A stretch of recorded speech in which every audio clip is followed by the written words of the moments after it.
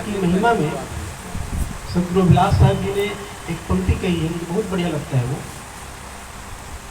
सांच झूठ जैसा का तैसा कहना तुमने जानी, धर्म क्षेत्र के तुम विज्ञानी साक्षी बीजक बानी।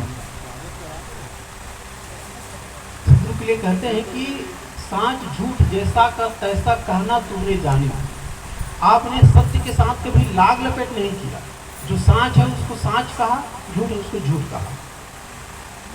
सत्य कहने में कभी कोताही नहीं की, लाग लपेट नहीं किया कि सत्य बोलूंगा तो रूठ ना जाए, नाराज ना हो जाए, मुझको मानेगा नहीं, पूछेगा नहीं। ये डर कबीर साहब को नहीं था। वो तो कहते थे कि मैं सच्चे पथ का राही हूँ, कह सकता दिन को रात नहीं, ईमान बेच दूँ टुकड़ों पे, ये मेरे बस की बात नहीं। जो सत्य उसको सत्य बोलूंगा, झूठ है उसको झूठ बोलूंगा, मैं डरना नहीं जानता। हम ज्यादा से ज्यादा डर क्या है? शरीर का रहता है, कोई मार देगा जान से, लेकिन शरीर का ही नुकसान होगा, जाएगा शरीर और क्या होगा। लेकिन अगर मैं सत्य को सत्य नहीं कह पाया तो मैं आत्मा से गिर जाता हूँ, आत्मा से पतित हो जाता हूँ। शरीर से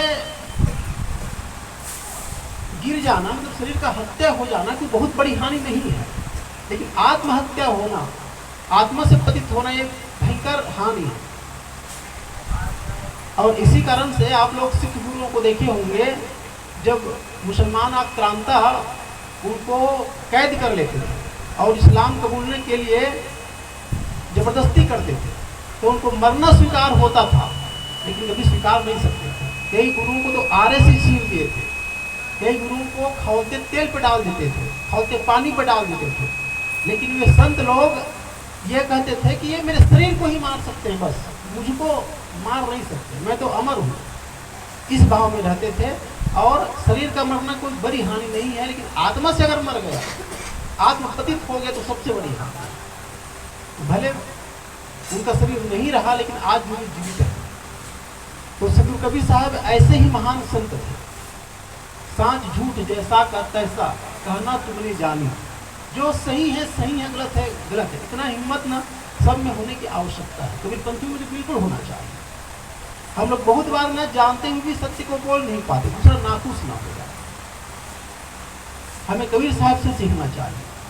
कबीर साहब कोई बहुत लिखे पढ़े नहीं थे, उनको राज्याश्रय प्राप्त नहीं था, बहुत धनी घर के बच्चे नहीं थे, बहुत उनके पीछे जन समुदाय नहीं था, लेकिन उसके बावजूद भी सत्य को कहा सबके सामने बिना लाग लपेटे। ये कोई आसान बात नहीं है। और धर्म क्षेत्र के तुम विज्ञानी साक्षी बीजक बानी। तो धर्म क्षेत्र के वैज्ञानिक से कबीर साहब से पहले ऐसे ऐसे पाखंड समाज में व्याप्त था जिनका विवेक से कोई मतलब नहीं। राजा सगर की पत्नी सुमति के गर्भ से 60,000 बच्चे पैदा होते गए। अब कोई बात है, 60,000 बच्चे एक साथ पैदा होते गए और लोग बोलते थे बोलो वृंदावन बिहारी लाल की जय। तर्क नहीं करते थे, विवेक लगाते ही नहीं थे। तो कबीर साहब ने धर्म को सच्चा स्वरूप दिया। धर्म की बातें वही है जो विवेक सम्मत हो, कारण कार्य व्यवस्था के अनुकूल हो, शाश्वत नियम के अनुकूल हो, वो धर्म की बात होती है। कुछ भी उल्टा सीधा बोल देना धर्म की बात नहीं होती। धार्मिक मंचों में आज भी गप सड़ाका खूब चलता है, खूब गप सड़ाका। इसलिए कबीर साहब ने कहा है ना कि धर्म कथा जो कहते ही रही, लापरी उठ जो प्रातः ही कही। धर्म मंच में जो बैठे रहते हैं वो तो सुबह से शाम तक लबरी बानी हाँकते रहते हैं। यह कहा साहब, मतलब ऐसी ऐसी फालतू की बात बोलते हैं जिनका विवेक से कोई मतलब नहीं।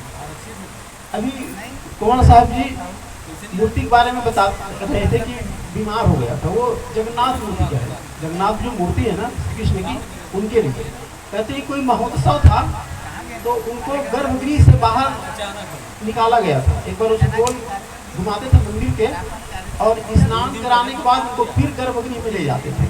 तो जब स्नान कराने के लिए लाए थे ना तो गर्भ उसमें थी, तो कहते हैं भगवान को लू लग गया और कहा कि भगवान को लू लग गया है, अब 15 दिन तक फाटक नहीं खुलेगा, बंद रहेगा। और लोग स्वीकार भी लिए। आज के डेट में विज्ञान का जमाना 21वीं सदी है, चल रहा है, उसके बावजूद भी कहा भगवान को लू लग गया, लोग मान लिए और 15 दिन तक फाटक बंद था। आश्चर्य होता है, लोगों को बोलते शर्म भी नहीं आती, आश्चर्य होता है। नहीं मुझे सोच लो, साहब सबूत है, एकदम साक्ष्य है साहब, साक्षात है। हाँ नहीं दर्शन नहीं होगा भगवान को, दिमाग है, सोच लो। हाँ, भारत विश्व गुरु को हराना चाहते हो, विश्व गुरु, विश्व गुरु हंसते होंगे हमारी नादानी पे हंसते होंगे कि कैसे लोग हैं, धर्म के इनको कुछ भी पता नहीं है। और बोलने वाले बोल भी देते हैं, बोलने में शर्म नहीं आती है, मानने वाले लाखों लोग मान भी लेते हैं बिना चूचा किए, आश्चर्य की बात है क्यों। तो कबीर साहब ने ना समाज में धर्म का सच्चा स्वरूप दिया। धर्म क्षेत्र के तुम विज्ञानी, धर्म क्षेत्र के वैज्ञानिक थे, जो बातें विश्व के अनुकूल हो, शाश्वत नियमों के अनुकूल हो, वो बातें सत्य है, वही धर्म की बात होती है। कुछ भी मान लेना धर्म की बात नहीं होती है। विश्व में एक नियम है, नियम के खिलाफ कुछ नहीं होता। लहसुन प्याज मैं खाऊं और राम राम राम राम खूब जपूं और चाहूं कि दुर्गंधी की डकार ना आए, संभव है ये? कितना भी राम राम जपूं, लहसुन प्याज खाया हूं तो दुर्गंधी की डकार आना ही है। पाप कर्म करूं तो मन में सात्विकता नहीं आ सकती, पाप कर्म के बाद मन में मलिनता ही आएगी, अच्छे कर्म के बाद मन में सात्विकता ही आएगी। चाहे राम जपो, चाहे शिव जपो, चाहे कबीर साहब जपो, कुछ भी जप लो, कोई फर्क नहीं पड़ने वाला है। अभी की बात है, एक संत बता रहे थे, जो अयोध्या में राम मंदिर बना है ना, तो उनको गर्मी लगती थी, तो उनका जो भवन है वो वातावरण था, मतलब वातावरण अनुकूल था वो, हाँ, तो खराब हो गया। तो वहाँ का पुजारी, वहाँ के अध्यक्ष को लेटर लिखा था कि मतलब खराब हो गया है, तो फिर मतलब उसको लाया जाए जल्दी, भगवान को ज़्यादा लगती है गर्मी। ऐसे ऐसे लोग हैं। आपको सच्ची बात बताऊँ, एक बार हम लोग 10-12 साल पहले अयोध्या गए थे ना, तो जिस मठ में रुके थे वहाँ भोजन पानी हुआ, और भोजन के बाद भगवान को पान खिलाया गया, पान। तो हम लोग भी गए थे, तो भगवान का प्रसाद है करके हम लोग भी 2-2 पान दिए। तो ऐसी बचकानी बातें हैं, नहीं होगा, स्वीकार नहीं होगा। हमारी भावना से कुछ नहीं होने वाला, जो है वो है बस। इसलिए धर्म क्षेत्र के तुम विज्ञानी साक्षी विजयवाणी कबीर साहब ने धर्म का सच्चा स्वरूप समाज के सामने रखा कि ये धर्म है भाई, 2-2-4 2-2 4। तो हम लोगों को बिना धर्म के क्षेत्र में अंधविश्वासी नहीं बनना है। कबीर साहब जीवन भर इसका विरोध किए, जीवन भर। लेकिन आश्चर्य की बात है, आज भी जितने कबीरपंथी हैं ना, वो हिले नहीं है, अंधविश्वास से हिले नहीं है। इतने पूर्वाग्रहग्रस्त हैं, जो पूर्व की मान्यता, हम ऐसा मानते हैं तो मानते ही रहेंगे। कबीरपंथी संत घूम घूम के गांव में जितना सत्य की बात बोलेंगे, और कोई एक मिश्रा आ जाएगा तो 10 लाख की भीड़ होगी, पूरे गांव को बदल देता है 2 मिनट में। और वर्षों से सुन रहे हैं कबीर साहब की जान को, संत महात्मा आके गांव भर चिल्ला रहे हैं, कोई फर्क नहीं पड़ता, तुरंत बदल जाते हैं। तो अब सुनते हैं कि नहीं सुनते? आश्चर्य होता है। एक फंक्शन मनाते हैं, साहब कह रहे थे लोग फंक्शन बस मनाते हैं, तो सही लोग फंक्शन मना रहे हैं, कबीर साहब की बातों को ना सीरियसली लेते ही नहीं। कबीर साहब को भी ये बात मालूम था, तो इसलिए उन्होंने कहा, कितनों मनाओ पांव परी, कितनों मनाओ रोए। मैं कितना रो रो के बोल डालूं, कितना पांव उनका पढ़ लूं, लेकिन हिंदू पूजे देवता और तुरुक न काहू होए। हिंदू देवता पूजा नहीं छोड़ेगा, और तुरुक तो धर्म नाम कितने कट्टर है, वो किसी का होता ही नहीं। हिंदू पूजे देवता तुरुक न काहू होए, कितनों मनाओ पांव परी, कितनों मनाओ रोए। साहब को ही मालूम है। तो हमें ये जो मूर्ति पूजा वाली जड़ता है ना, इससे बाहर आने की आवश्यकता है। ठीक है, आप फोटो रखे हैं स्मृति के लिए, अच्छी बात है, एक अगरबत्ती जला देना कोई बुरी बात नहीं है, लेकिन उसको दाल भात खिलाते हैं ना, ये सही नहीं है, ये बहुत ही ज्यादा गलत है। पहाड़ पूजे हरि मिले कबीर पूजू पहाड़, ये भी बोलते हैं आप, और भगवान को दाल भात भी खिलाते रहते हैं, और भगवान से कोई पार हो जाते हैं तो कबीर साहब को ही खाना चालू कर देते हैं।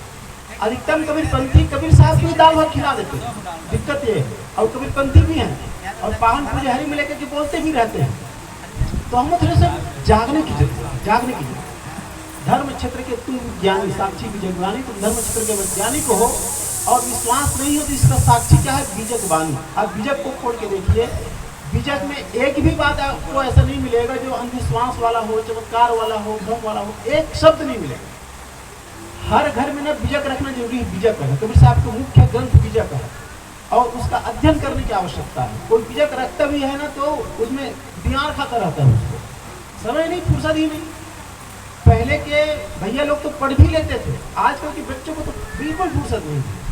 बस मोबाइल है, बस ऐसे घुमा रहा है, उसी में इतना व्यस्त है कि धर्म ग्रंथ का उनको मतलब ही नहीं, आवश्यकता ही नहीं समझते। तो हम सब आज कवि जयंती मना रहे हैं, तो इन बातों पे सबको ध्यान देने की आवश्यकता है। हम खुद सच्चे धार्मिक बने, 2-4 वाला धार्मिक, और अपने बाल बच्चों को भी सही धर्म का नॉलेज दें।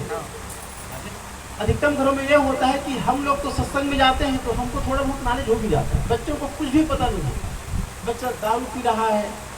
तो आजकल ना अपने बच्चों को संभालना बहुत बड़ी जवाबदारी हो गई है, बहुत बड़ी जिम्मेदारी हो गई है।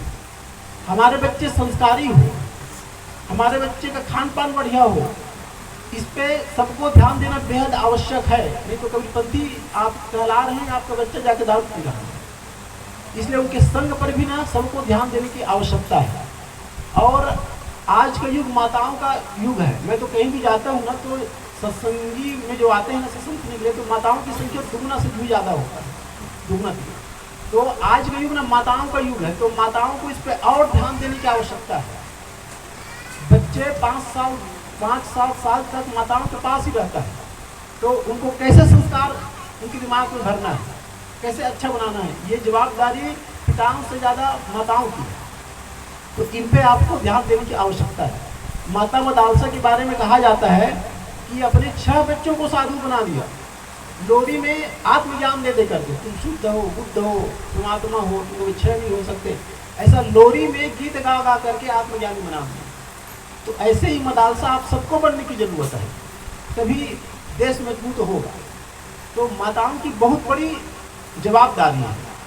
कहते हैं नारी अगर शिक्षित होगी ना तो वो देश हमेशा विकास की ओर जाए, और अगर नारी अशिक्षित है तो वो देश कहीं विकास नहीं कर सकता। आधा मुर्गी को हम काट के खा जाए और आधा मुर्गी अंडा दे, ऐसा नहीं हो सकता। तो समाज में दोनों का पूरा अस्तित्व है, आधा आधा। तो आप सबको भी ना शिक्षित होने की खूब आवश्यकता है, आपको ग्रंथ पढ़ने की खूब आवश्यकता है। भावना बहुत बड़ी चीज है, लेकिन केवल भावना से काम नहीं चलता है, भावना के साथ साथ विवेक भी होना चाहिए, बुद्धि भी होना चाहिए, दोनों का समन्वय। गुरुदेव कहा करते थे, बुद्धि के दीवार में श्रद्धा के झरोखे, बुद्धि के दीवार में श्रद्धा के झरोखे।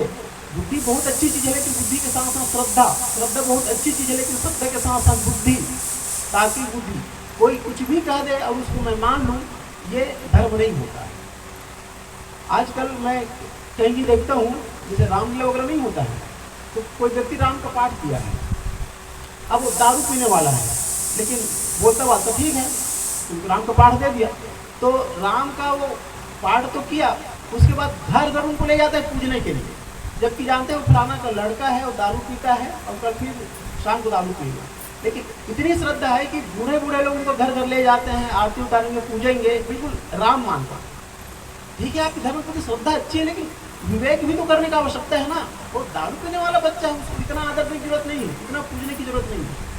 तो अपनी विवेक के ताला को भी खोलने की आवश्यकता है।